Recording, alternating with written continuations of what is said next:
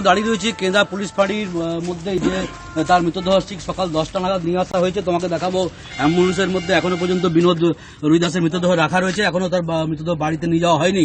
তার কারণ মৃতদেহের সাথে যে সমস্ত কাগজপত্র আছে সেই নিয়ে স্থানীয় যে জামুরিয়া পুলিশ ফাঁড়ি রয়েছে তাদের পুলিশ আধিকারিকদের সাথে উত্তরপ্রদেশ থেকে যে পুলিশ কর্মীরা এসছেন তাদের মধ্যে দুপক্ষের মধ্যে কথাবার্তা চলছে। কিছু কাগজপত্রের অসঙ্গতি থাকায় এখানে প্রচুর মানুষজন এসে ভিড় করেছে।